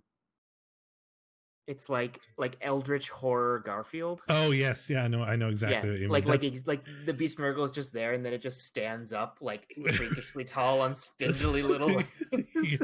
Oh man, that's amazing. I want that. But no, I mean you pray for like doubles so you can take like dodge, but if you don't, you just take grab and then be happy that you have a Legend Nurgle, Beast of Nurgle. But yeah, 2-1 for the Nurgle. Not terribly surprising, but a little in general, but a little bit surprising given the removals. Fellows Quaddadal and Sterland Hornets. I'm sorry, John, is what it's called. If you've never gone to there's also Garfield I'm sorry, minus John. There's also Garfield minus Garfield, which is incredible, but for a different reason. It's just like a strange descent into a very sad man's depressing life. It's the one where they take Garfield comics and edit out Garfield. So it's just John saying like terribly depressing things to nobody. It's just really sad. If you guys haven't checked this out before, do yourselves a favor and also don't sleep tonight or ever again. Yeah. It's great. I love it. Okay. Fellows Quaddadal versus Sterling Hornets. We thought that Nathaniel Meyer would be a big deal in this game, and boy howdy, is 3 Kaz ever a big deal in this game, considering We removed a bunch of important players, including Belikos Swift, the strength 4 catcher. We removed the wrestle leap strip ball catcher. The relatively rookie catcher got niggled. I mean, not Fellows Quad at all bash teamed the other elves basically. I mean, 13 armor breaks off 43 blocks, 5 Kaz, and 1 KO is a pretty big deal when you also have the speed and agi to keep up with that. I missed an entire team while I was looking at. I'm sorry, John. Yeah, Lord of Thenumar. He either does everything or nothing. That's kind of his MO. Give me everything or nothing at all. Yeah, Niggle, not a big deal on that piece. Or it is a big deal, I should say, but there were worse targets to eat it on, I should say. Good game for Not for Science, coming with a win. Karana and Tanare have both leveled, so here's the thing. Is Tanare going to be Tanare again? We got to click and find out. Nope, just block, not movement yet. Still more chances, but What did Karana get? I didn't even look. I was Karana. Guard. That's guard, easy. yeah. And not really, but it's nice. And Sterling Hornets leveled their thrower. So there's a bunch of different options there. Oh, they got doubles and took strong arm. We gotta take the doubles where we can get them, and we'll build that long bong silver. And then Eisen Mike once again pulls up a draw. Does he have any? He doesn't have a player named great at turning wins into draws, which I feel is an oversight. Yep, I think so. Well, his long grinding matches. He got 49 blocks into 9 removals. So yes, I think that's an excellent example of dwarves turning a tie into a win, or a win into a tie, I should say. Well, he's got not much versatility and long grinding matches, which are kind of similar to what you're looking for. Fair. He's also got stupid sounding names, which I think is an insult to himself, given that he named all his players. Yeah, I mean, I think he means the default ones, but I mean, I think the elf default names are worse. Especially high elves, yes. MNG on the Killer Lino is a big deal. That is a big deal. Fragile Limp is going to be down that next week. Extremely unsurprising match result. Yep. Damn Yankees versus Monster Bash. I think this was the first time I voted against Drunkhead, and I was right. The Necro did a number on him. 3 levels for the Necro, yeah. 1 for Trunk, at least gets a level on guns, probably to pick up dodge, maybe a chance at another garter. Guns has taken dodge. That makes sense. Ardwolf, Brimstoker. I just want to see what the other ones are.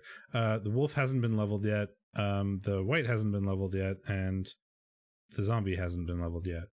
Well, the zombie level is mostly unfortunate. Yeah.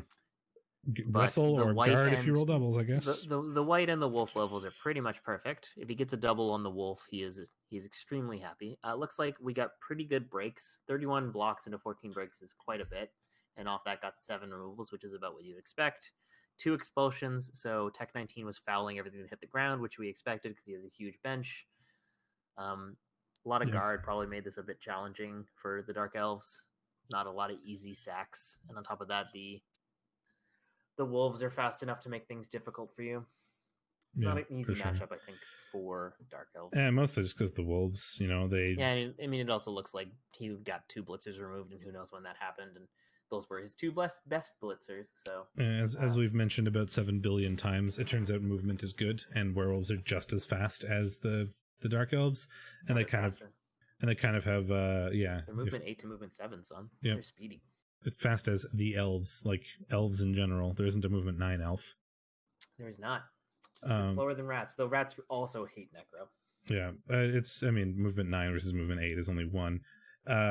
And on top of the being able to catch up with them, the frenzy makes a big difference because it's like pseudo tackle in a way, right? You get 4 dice to try to sack the tackle too. Yeah. So yeah, when you have a piece that you need to run past and it's as fast as you are more or less and gets 4 tackle block dice like on you for free, it's never a fun one. Yeah, it can often make the sort of scoring threats not very threatening, to put it lightly.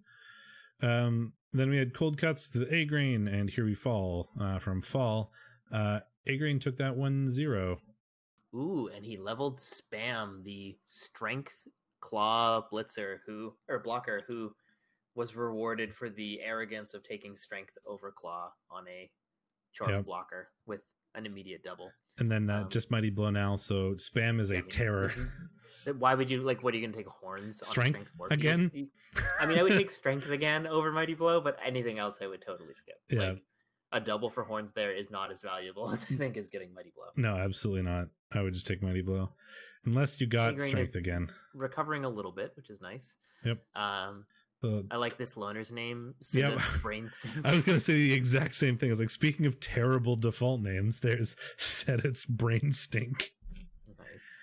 And he won because he removed every elf. Did you scroll down? I just did. 1 tree offense 2 leveled, but Persian Gate got MNG'd. Hill 488 15 blocks into 11 removals. Like, the elves just disintegrated upon contact with this team. Yep, they certainly did. That explains the score line. 1 tree offense has sure hands now, but we're also missing 2 catchers and a lineman for the next game. Yeah, that's rough. And practice makes permanent versus the REBBL head collectors. I heard about this mostly because BME was whining. Oh my god! I'm like, Debt Monkey just brutalizes people, man. That's what he does. Hasn't this happened to BME 2 weeks in a row now, where he's just been like he's gotten the shit kicked out of him a lot this half. But this is the kind of problem I'm talking about. Like, this is normally, I should say, 1800, 1900 Chaos team, 1900 against a 2000 TV Orc team, like utterly crushed. Yeah, I mean, an Orc team with this much guard can basically make it impossible for you to get blocks, or at least more than one good block a turn, and then they proceed to slowly beat you to death. Yep. 1 MNG, 1 movement bust, 1 badly hurt, 1 dead, 1 badly hurt, 1 badly hurt, 1 badly hurt, 1 armor bust on a warrior, which is not the end of the world. To be fair, Debt Monkey did also get 15 breaks into 9 casts. There was some dice involved, to say the least. But all right, well, whatever. It happens, I guess, but ouch. Indeed. Poor BME. Poor BME. Well, that puts the score line at this. Debt Monkey is like engaging his reign of terror at the top of the table by crushing everybody who goes up against him into small, tiny bits of dust, with 4 wins and 1 loss. But within 1 win of that are the 2 and 3 slots, not for Science Tech 19, and within 1 win of them, or 1 draw of them even, is A-Grain and Trunkhead at 9. So we're down to 1 win away from second, all the way up to 8th place in Sir Kodiak. So there's still a lot of mixing up that can be done, but we do have, I think, Debt Monkey is an early favorite here. Oh man, but look at those 2B standings. Aren't they beautiful? Yep. Yeah. Don't look at 3 whatever I'm in. I don't even know what div I'm in. We'll just I don't even know where I am on this table anymore. I don't. I'm 3 something, 3B maybe. I actually don't remember what div I'm in. Oh, Ben. Poor bastard. I won. Married by good teams. I won. Don't play games when you don't have a team. I won this week. My first win this week. You 3-0'd? Yeah. You 3-0'd at the exact same time I was 3-1-ing, and then people screamed collusion. Oh yeah, that's true. No, mine was just like the first half was good, and I ended up 1-0, sort of like in an expected way for an Urgal team. And then he tried to quick score and kept failing. So like he tried to quick score and failed, and then I counter scored off his quick score, and he's like, "Well, better try quick scoring again." And then I countered his quick score again. To be fair, the 3rd touchdown was like the luckiest thing I've ever done in my life, but it was the 3rd touchdown, so like it was kind of irrelevant at that point.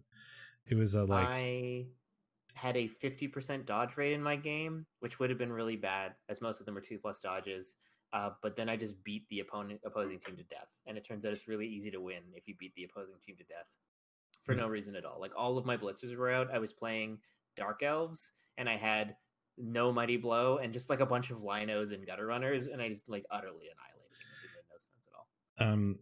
The 3rd touchdown was like a 2+ dodge, 2+ pickup, 5+ pass, or no, 2+ GFI, 5+ pass, 3+ catch, 3+ handoff, I think there was another GFI in there somewhere as well. It's like, this is a big game. It was one end to the other. This might be worth. Well, I mean, so on the one hand, it's a big game and it might be worth watching. On the other hand, it's orcs versus orcs and might be terribly boring for a lot of it.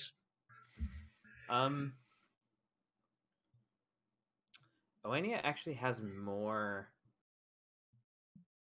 guard, I think, right? Seven guard. 1, 2, 3, 4, 5, 6, 7, and the troll. Oh no, 7. Yeah, 7 to 7.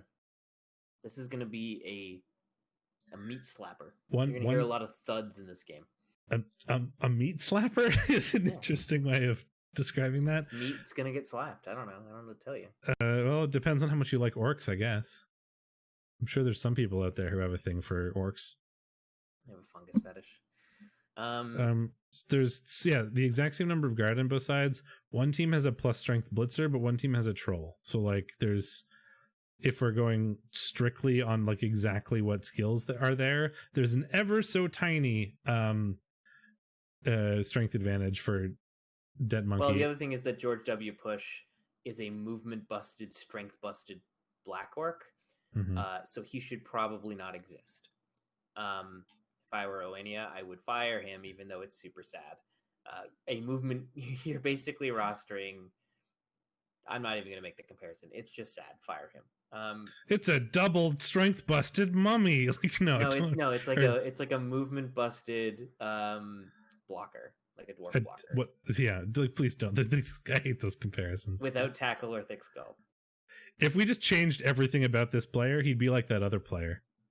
Yeah. Oh. He's like a vampire with. I really like that Dead Monkey's motto is "Sad Ook," and I just enjoy that. It's pretty good. Yeah, I think I like they're so similar, and it's going to be hard to predict. I do really like. I'm gonna go with Dead Monkey. The ball carrier for Oenia. I think the movement up agi piece is going to mean that in the desperate scrum that is inevitably going to erupt here, he has a better opportunity to break free and score. Like with John Fodder Kennedy, a movement 5 agi 3 piece. Like it's nothing unfair is going to happen here. No. And I don't know if there's going to be a lot of removals. Like there's a ton of Mighty Blow, but there's also a lot of Armor 9. Armor 9 on Mighty Blow is like a 1 in 10, I think, 10% chance of removal if you get a knockdown. But there's a ever so slight like strength advantage in terms of like the troll and the strength busted black orc. Well, if he goes down the black orc blocker, he's still got 1, 2, 3, 11, 12. He's still got 12, and he would lose 140k in TV, which would put him at wizard 170. territory. Yeah, that's true. Okay, so like that's probably fine. Depending on what Oenia does, I like Onania. I don't know why I keep saying it like that. I'm gonna say that, but you also brutalize everyone you play against. So I'm gonna take Dead Monkey because there's a little bit of a strength advantage, and I'm just gonna lean on the current top of the table as like a thing to push in his favor for me in terms of predicting. I've talked myself into picking. Wait. Onania? Where's Onania? Onania on this table. Oh, is it broken? Just copy. If it's broken, just copy paste the player name or the team name. As long as it matches what's in the like matchup list. Oh, that's not what I was talking about. I've convinced myself to take Dead Monkey by looking at the leaderboard. Yeah, that's basically what I did after looking at the two teams. A Green and BME. It's BME without a team. I pick A Grain. That's fair, especially given that A Grain now also has the Strength 4 Claw Mighty. He has 3 Claw Mighty Blow Chorf blockers. One of which is Strength Up. Yep. Well, that feels given that BME has been just like crunched in his last several games. I can't imagine it's going to get better. I mean, there's some things that go for Chaos in this matchup. They've got Horns is nice for hunting, Bulls. Chorfs are pretty slow, and Chaos are a bit faster at least. He's missing a warrior though, which is a problem. I think he's missing a guard. Be down in the bash matchup, which is never a good thing, and I think I like the Chorfs. Yeah, you kind of need to try to make up for that. Is a good Chorf pilot, so yeah, it's going to be hard to make up for the lack of like the missing bash there, even with inducements. just because there's so much removal potential as well. So even if you do something like induce a warrior or induce like Borak, the Chorfs are just going to be able to crunch through the other players that are there, because you're not going to have the guard support really no matter what you do. Damn Yankees, and here we fall. Dark Elf versus High Elf. So, and it's interesting because Trunkhead is missing John Rambo. I was going to say that I think that Trunk's team is actually incredibly good versus other elf teams, but a lot of that is riding on John Rambo. So it's still not bad. Trunk is missing John Rambo, and Here We Fall is missing his he doesn't movement have any 9 tackle pieces. I'm thinking of a different team, I guess.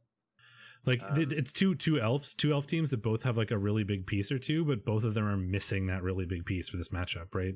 We're missing the movement 9 catcher with sidestep, which is a pretty good one turner for Fall, and we're missing the mighty blow like John Rambo hunter killer missile that is that blitzer for Trunkhead. So there's a significant like disadvantage for both players.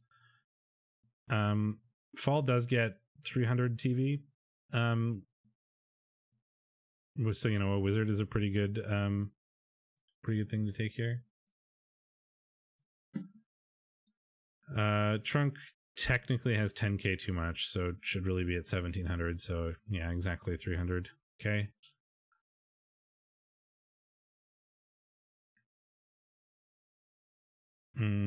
So leap, agi, wrestle on the witch.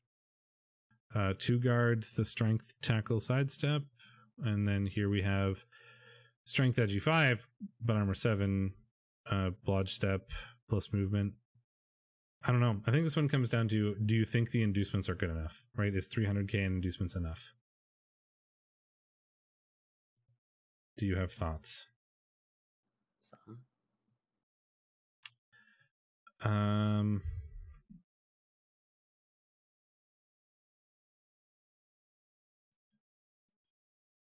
Let's cheat and look at the leaderboard a little bit so that I can help make my decision, because I'm fairly torn right now. I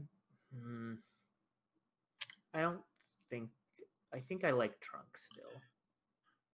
I think not like a lot, but a little bit. I feel like that's where I'm leaning. There's. I think that's going to be a tight match. I think that could be a match to watch, and we keep watching Trunk games. Yeah, they seem to be interesting. Yeah, I mean, I think it's going to be close. The inducements are like just in that awkward point where they're like enough that they're relevant and useful to think about, but not enough that they're like we're not in wizard and eldril territory, right? Yeah. So like that's the big thing, I think. Without John, like if John Rambo is there, I'd be like, okay, Trunkhead, like we'll wrap this up here. But without him and without the one turner, or like the I don't say he's not really a one turner, but like the movement 9 piece, it makes it a lot more awkward to talk about or to think about. I think I'm gonna go Trunkhead. Cool. I don't know. I already predicted the next match too. Eisenmike and Tech 19, 1730 versus 1730. We are missing a Troll Slayer. I think the Necro. Do you? Mm-hmm. Oh, right. I was thinking about why, and then I remembered the Agi players. Also, movement, as discussed. Yeah, well, I mean, and that the Agi attached to the movement 8 is such a big deal against the dwarves. Yeah, so the guard, like the dwarves are going to be hard to take the ball off of, but they're also going to have a hard time stopping the Necro. So it's. I think a tie is decently likely, but I feel like if anyone's going to win, it's the Necro. So. I agree with you. I think in that I would predict a tie if I let myself do that here, but not for Science and Fragile and Limp. So Fragile and Limp is missing their Lord Nathaniel Mar, and Fellows Quaddadel is not missing their Lord Nathaniel Mar. Correct. Logo does have some really gross players to lean on in this matchup, and it's going to be probably a pretty bashy one as far as elf games go, but with no inducements to speak of. In fact, Fragile Limp doesn't even have enough money to get a Babe, so they're going to have exactly 40k. I think I like Felwith. That's what I have predicted as well. Not for Science is on a roll as well. Okay. Yeah. We're gonna round out these last few real quick because Ben and I are fading fast. That's very true. Horn Stars versus Sterling Hornets. 1740, 1860, 120 for the Pro Elves. They've got 2 Niggled players and 2 armor busted players going up against Chaos, which is scary. There's Agi, Big Hand, Sure Hands for the Chaos. I don't hate the Chaos here. Normally I wouldn't feel terribly good about Chaos up against like elves like this, but I don't hate them given the players that exist. The pros are going to have a wizard, though. That's true. Which I feel changes me to voting for the elves. Feel free to take the chaos. I might. I'm going to go cheat with the leaderboard again. Spoilers. Bottom of the table off. Absolutely. Already checked. Yield Guard versus... Oh, man, a big Nurgle game. I'm going to take the chaos. Cool. I backed out too far, so I need to go find the match again. The big Nurgle off is interesting. There it is. Oh, yes. 1950, 2260. So, like, immediately you go, okay, bigger Nurgle, but the question is, what is there? 2 guard, 3 guard, 4 guard, 4 guard, 2 Claw Mighty Blow, 3 Claw Mighty Blow, 2 of them are Pesticores. Versus 1, 2, 3 guard, 1 Claw Mighty Blow, which is not a Pesticore. So like Sir Kodiak has like the much bigger Nurgle team, but Yayo has the pieces that you care about in this matchup, which is certainly a thing to consider. The one thing that makes this, I think, difficult is that there's a ton of TV, obviously, and that TV comes from a 16-player bench. So even though there is a ton of kill, it might be difficult to just get through like 5 extra rotters. And what are you going to do? Foul the rotters? You're definitely going to induce some rotters here, though. You get 100, 200, 310.